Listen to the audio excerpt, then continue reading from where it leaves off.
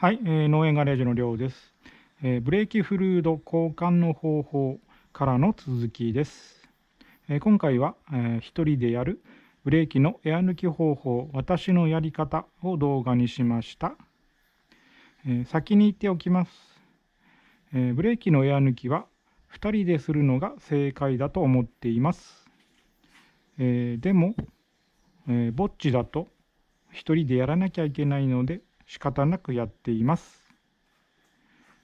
それで私のやり方は、私の考えで、これで大丈夫だろうと思ってやっているので、もし参考にする人がいれば、自己責任でお願いします。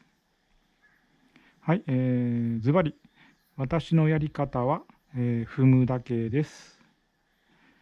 ワンウェイバルブやワンマンブリーダーは、使いません。ただ踏むだけです。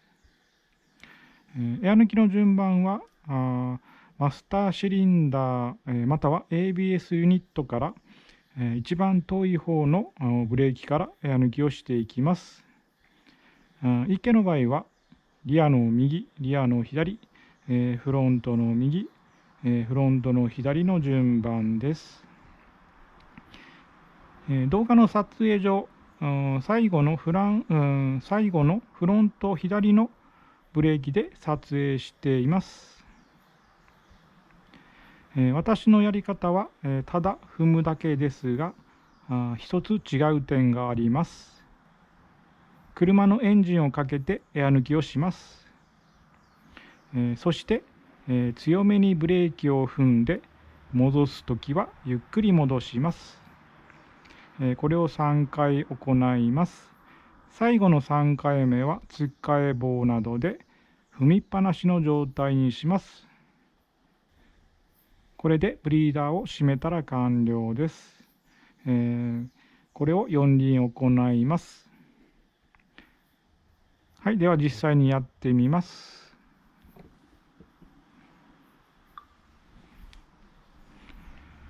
はい、まずブリーダーを緩めます。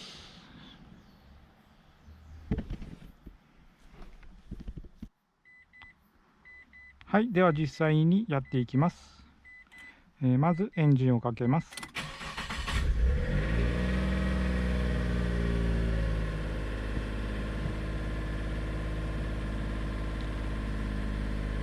アイドリングは少し安定するまで、待ちます。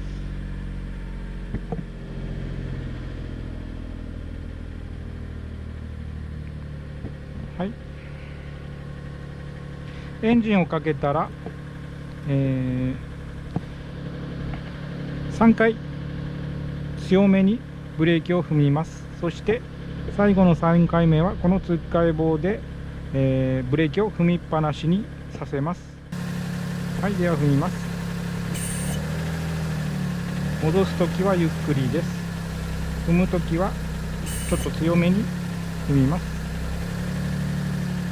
はい、3回目はつっかえ棒で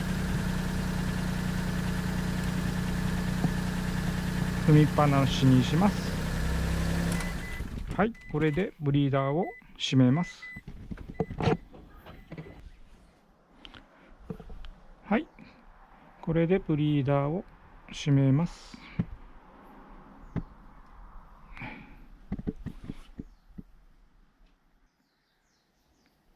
ブリーダーを閉めたらリザーバータンクの液面を調整して完了です。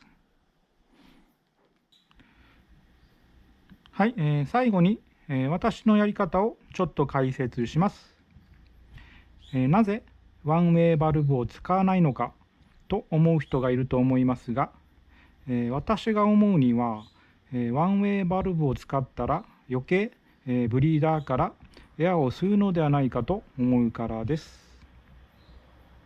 ブレーキを踏んで戻すとき、多少フルードが戻るのですが、私の考えではフルードが抵抗なく戻ればブリーダーからエアーは入りづらいと思っています。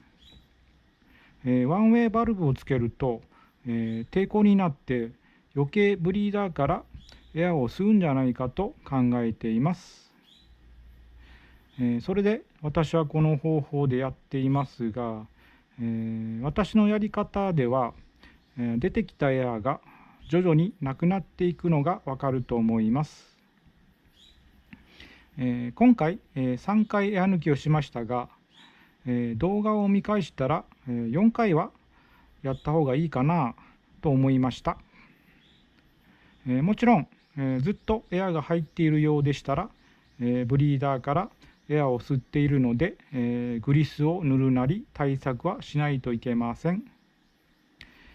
そしてエンジンをかけてやっている理由は、キャリパー内に残っているエアを勢いよく押し出して、抜けづらいエアを抜きたいからです。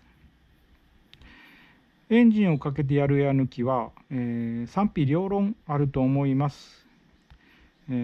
そこも踏まえて私のやり方を参考にする場合は、自己責任でお願いします。はい、今回の動画は以上です。